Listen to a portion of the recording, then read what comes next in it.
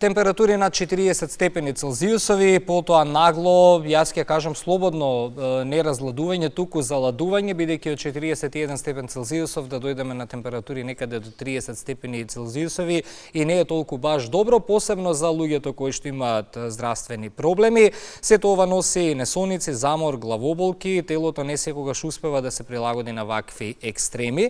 Во ова интервју разговараме со доктор Владимир Зорич, матичен лекар, за тоа како временските промени влијаат врз здравието, зошто постарите и хронично болни треба да бидат особено внимателни и што можеме сите да направиме за да си помогнеме себе си без паника, но со почит кон сопственото тело.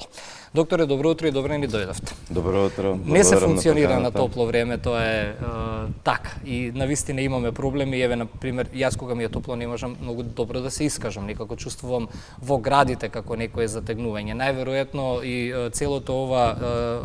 целите овие температурни варијации влијаат и кај поголемиот дел од луѓето. Еве, денес температури 41 степен. Во среда веќе четврток и до 32-33 степени. Затоа првото прашање е како ваквите нагли температурни разлики влијаат врз здравието, особено кај постарите лица. Температурните разлики влијаат на здравието на се вкупната популација, на сите луѓе, меѓутоа посебно на популацијата кај хронично болните и кај постарите лица. Повеќе ја сметам дека влијае топлото време на здравието на пациентите, моментално топлотниот бран кој што ја зафати нашата земја и регионот секако има големо влијание по здравието на сите луѓе. А самите ова разладување кое што го најавивте, се надевам дека само ќе им олести на пациентите повеќе да земат воздух, од топлото. Иако дефинитивно не е за радување кога имаме ваков пат на температурите, не зборуваме тука за 2 до 3 степени, навистина ќе имаме екстремен пат до 32, околу 10 степени Целзиусови. Кои се најчестите симптоми или здравствени проблеми што ги гледате кај сите пациенти општо кога зборуваме за вакви климатски услови? Општо најчесто сега за време на овие климатски топлински услови, топлотни бранови, да, ќе ги имаме сигурно летово. Најчести се колапсите кај пациентите поради топлото време. Тука колегите од итно-медицинска помош најмногу имаат работа. Да, после 8 часот ќе ги вклучиме и нив да видиме како поминал викендот, но верувам, да, поголема фреквенција имаме на повеќе. Исто така чести се дехидратациите, состојбите кои што одат заедно со дехидратација, дисбаланс на електролити, исто така чести се гастроинтестиналните проблеми во овој период од годината поради тоа што може да има расипана храна да се внесе и така натаму. Така да генерално тоа се главните состојби кои што.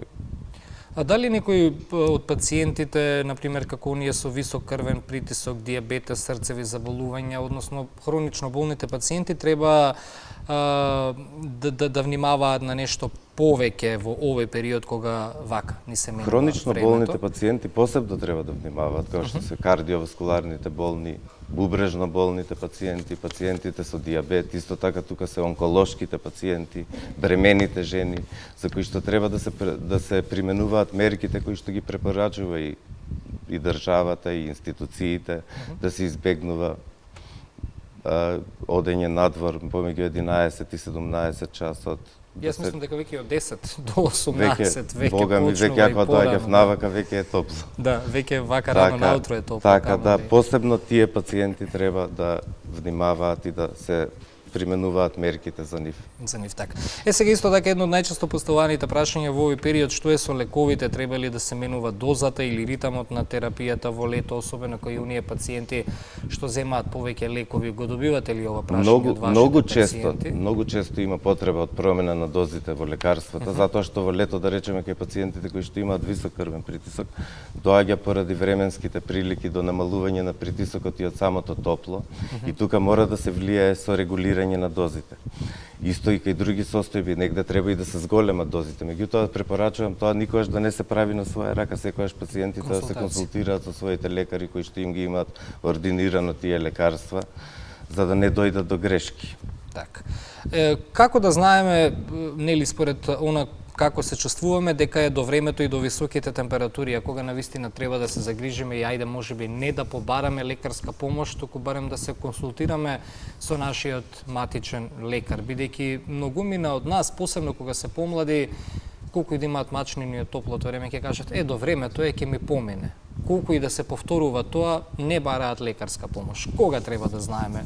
Топлото време секако може да ни донесе такви несакани чувства, непријатни чувства, да изгубиме многу течности, да дехидрираме и тогаш да се осетиме, вода. а забораваме да пиеме вода, па да се осеќаме она дизи што викаат, да имаме вознемиреност, исто така слабост и така натаму. Секогаш треба да си размислиме дека се работи за топло време, дали сме пиеле вода, да се подсетиме да пиеме вода, да се хидрираме, да не одиме гладни, да не бидеме, за да го надминеме тој замор. Доколку не може тука да го тоа изменаџираме самите, секогаш мора да се обратиме кон лекарите. За стручна помош или за совет. Ја спомнавме водата, колку вода е доволно, дали повозрастните луѓе често забораваат да пијат? Па 3 до 5 литра вода се препорачува да се конзумира дневно. Тоа се некои оптимални вредности, тоа може и да се зголемува, течности Тој да се повозрастните луѓе, така и кај повозрастните. Меѓутоа возрастните луѓе многу често забораваат или намерно забораваат да не конзумираат вода. Тоа посебно се случува кај оние пациенти кои што се возрастни, кои што имаат проблеми некои со уринарна инконтиненција. Исто така машките кои што имаат проблеми со простата, за да не стануваат навечер, да не имаат ургентно мокрење и такви состојби, они често забораваат или не пијат доволно течности, што е грешка. Исто така дементните пациенти треба посебен осврт на нив да се даде како возрастна популација и дементни кои што забораваат да пијат вода. Тука треба тие што се грижат за нив негователи да им оставаат шише вода на масата, некојаш тука треба и надписи да има, да се пишува написе чаша вода. Генерално треба да има поголема конзумација на вода во летните периоди, посебно во вакви шок моменти. Да, вакви шок моменти и променливи, да. Да. Што е со климатизацијата? Климауредите спасуваат многумина, но дали тие понекогаш повеќе штетат отколку што помагаат? Па климатизерите станаа една наша реалност, неопходност и како да кажем, ние што живееме во овој регион без клима, може да се рече и дека тешко може да функционираме. Како во моментов. Климата донесе многу благодети, меѓутоа исто така има и своји негативни страни, да кажеме, проблем е кога се големи разликите, да кажеме од топло надвор 40 степени, да влезете во просторија која што е изладена на 18 степени, тоа е многу голем шок. Треба правилно да се употребуваат климите, значи да има препораки да биде во собната температура да биде околу 24-23 степени, затоа треба и луѓето така да ги регулираат климите, да не ги пуштаат на најладно, па да ги прават тие шокови. Исто така климатизерите се легло на бактерии. Тие се легло, да кажеме, како пример, легионела пневмонија, која што е бактерија, која што често знае преко климатизациите да се распространени, особено во просториите каде што има централни климатизации, како големи молови. Така да веројатно треба и да се прават и мерки на 2 пати барем годишно да се чистат тие системи, посебно на големите објекти, затоа што се чести и тие пневмонии кои што се јавуваат од бактерии во климите. Така. Како ова време влијае на расположението? Гледате ли повеќе анксиозност или замор кај пациентите кога се менува времето? Да, влијае на расположението времето во секој аспект, и кај возрастните луѓе. Влијае за тоа што ги ограничува пациентите и им невозможува да правилно функционираат.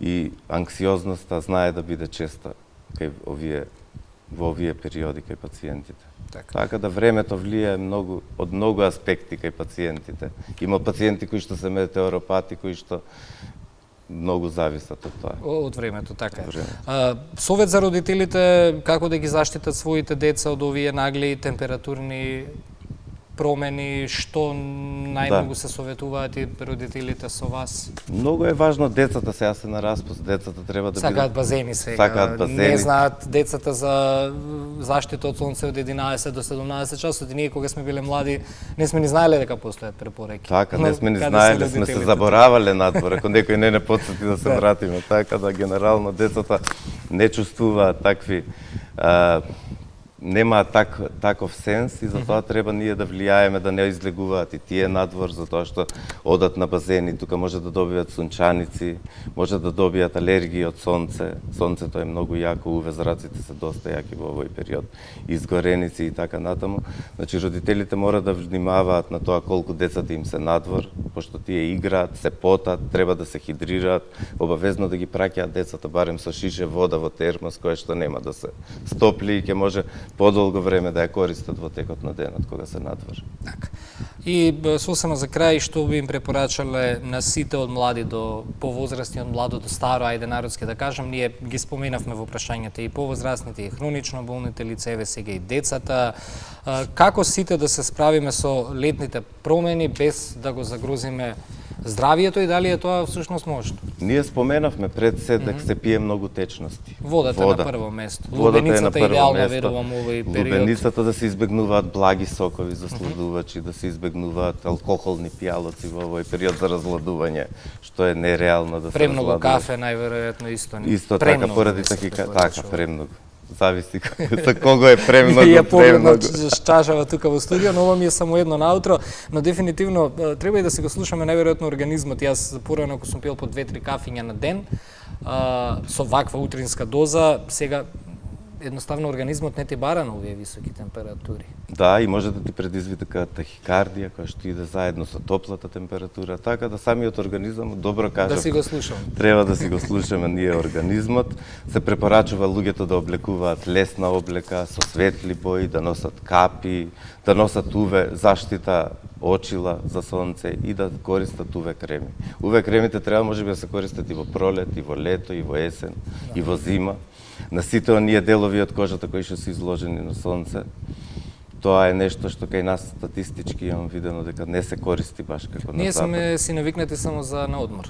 Ние сме само за наодмор навикнати, некои да. навики се тешко се искоренуваат, но И посебно колегите дерматолози околу тоа опоменуваат да се прави контрола на меланоми, на промени на кожата кои што се предизвикани од сонцето. Така да има многу фактори кои што треба да ги применуваме, да речеме во некои земји дури децата не ги примаат во училиште доколку не носат шапка и очила за сонце. Тоа е во Австралија и така натаму. Така да треба да се применуваат сите тие мерки за заштита на сите. Благодарам за овие совети, благодарам во гостувањето на Македонија наутро, посакувам убав работен ден и секако помал број на пациенти кои што ќе се жалат на тегоби овие денови со оглед на тоа недалава какви температури ќе ни донесе. Благодарам на подканата, Ваня, и поздрав до вашите гледачи. Благодарам уште еднаш. Јас потсетувам дека по 8 часот колешката Кристина Талеска Големтелова ќе биде и во Скопската брза помош, да го слушнеме и нивниот викенд извештај во однос на интервенциите кои што ги имале посебно на ова топло време. Музика, дел од програмската понуда на јавниот сервиси, првите вести во 8.